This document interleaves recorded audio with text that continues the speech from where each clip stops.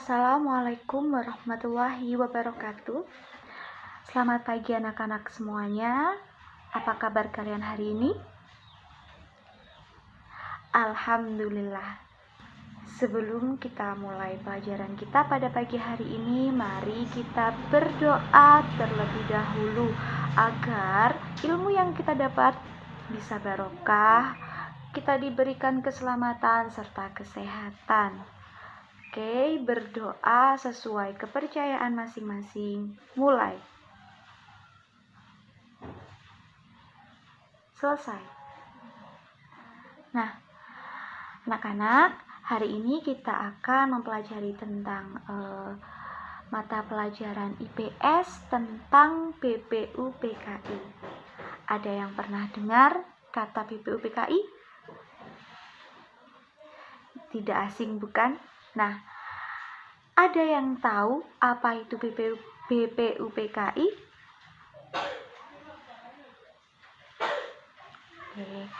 BPUPKI itu singkatan dari Badan Penyelidik Usaha-Usaha Persiapan Kemerdekaan Indonesia.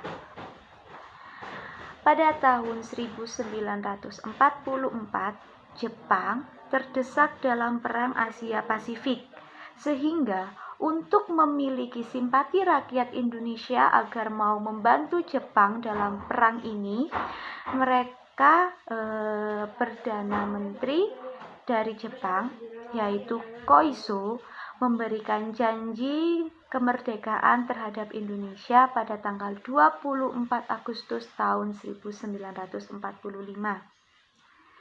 Nah, untuk merealisasikan janji tersebut, maka dibentuklah BPUPKI atau dalam bahasa Jepang biasanya disebut dengan Dokuritsu Zombie Kosakai.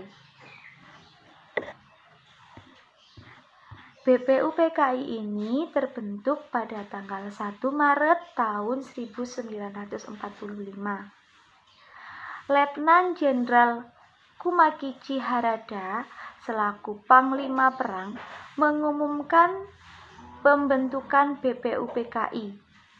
Nah, lalu pada tahun 29 April 1945 BPUPKI resmi dibentuk. Sementara anggotanya dilantik pada tanggal 28 Mei 1945. Dengan struktur keanggotaan Dr. Rajiman Widyodiningrat sebagai ketua, kemudian Suroso dan Ichi Bagase sebagai wakil, dan jumlah anggota BPUPKI awalnya itu ada 60 orang. Lalu bertambah lagi 6 orang sehingga jumlah keseluruhan anggotanya ada 66 orang.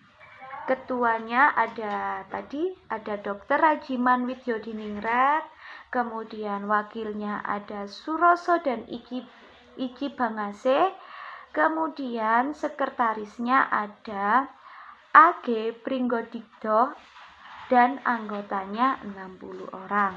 Tugas BPUPKI waktu itu adalah untuk menyelidiki dan merencanakan pemerintah Indonesia yang akan menerima kemerdekaan dari Jepang dan menyusun rancangan Undang-Undang Dasar. BPUPKI mengadakan sidang sebanyak 2 kali. Sidang yang pertama itu dilaksanakan pada tanggal 29 Mei 1945 hingga tanggal 1 Juni 1945. Hasil sidang pertama, konsep dasar negara atau yang biasa kita sebut dengan Pancasila. Dalam sidang BPUPKI yang pertama ini, ada 3 tokoh yang menyampaikan konsep dasar negara atau biasa disebut dengan Pancasila, yaitu ada Muhammad Yamin, kemudian ada Mr. Supomo, dan ada Insinyur Soekarno. Bunyi usulan konsep dasar negara dari Muhammad Yamin antara lain ketuhanan yang Maha Esa, keberagaman persatuan Indonesia, rasa kemanusiaan yang adil dan beradab, kerakyatan yang dipimpin oleh hikmat kebijaksanaan dalam permusyawaratan perwakilan, dan keadilan sosial bagi seluruh rakyat Indonesia.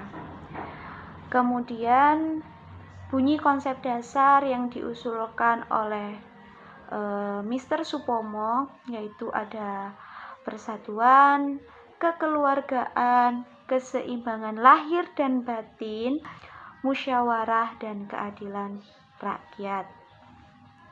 Dan konsep dasar negara yang diusulkan oleh Insinyur Soekarno ada kebangsaan Indonesia, internasionalisme atau peri kemanusiaan, yang ketiga ada mufakat atau demokrasi, kesejahteraan sosial, dan ketuhanan yang Maha Esa.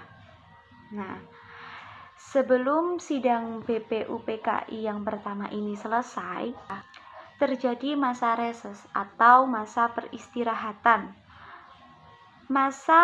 Pada masa reses ini terbentuklah Panitia 9 yang bertugas untuk membahas kembali konsep dasar negara yang dirumuskan pada saat sidang pertama BPUPKI untuk mencapai kesepakatan yang menjadi dasar negara bagi negara Indonesia.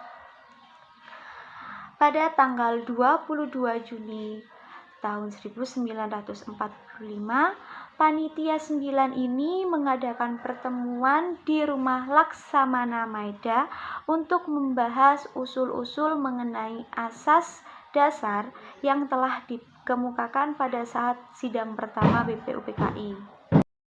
Anggota Panitia 9 ini ada 9 orang. Ada Insinyur Soekarno sebagai ketua dan Muhammad Hatta sebagai wakil, dan ada 7 anggota lainnya, antara lain Mr. A.A. Maramis, yang kedua ada Abdi Kusno Cokro Sujoso, yang ketiga ada Abdul Kahar Muzakir, yang keempat ada Haji Agus Salim, yang kelima ada Mr. Ahmad Subarjo, yang keenam ada Kiai Haji Ahmad Wahid, dan yang ketujuh ada Mr. Muhammad Yamin. Hasil kerja Panitia 9 itu disebut dengan Jakarta Charter atau biasanya juga disebut dengan Piagam Jakarta, yang di dalamnya terdapat rumusan Pancasila, yaitu yang pertama, ketuhanan dengan kewajiban menjalankan syariat Islam bagi pemeluk-pemeluknya. Kemudian yang kedua, kemanusiaan yang adil dan beradab. Ketiga, persatuan Indonesia. Yang keempat, kerakyatan yang dipimpin oleh hikmat kebijaksanaan dalam permusyawaratan perwakilan. Dan yang kelima, keadilan sosial bagi seluruh rakyat Indonesia. Kemudian sidang BPUPKI kedua itu dilaksanakan pada tanggal 10 hingga 17 Juli tahun 1945.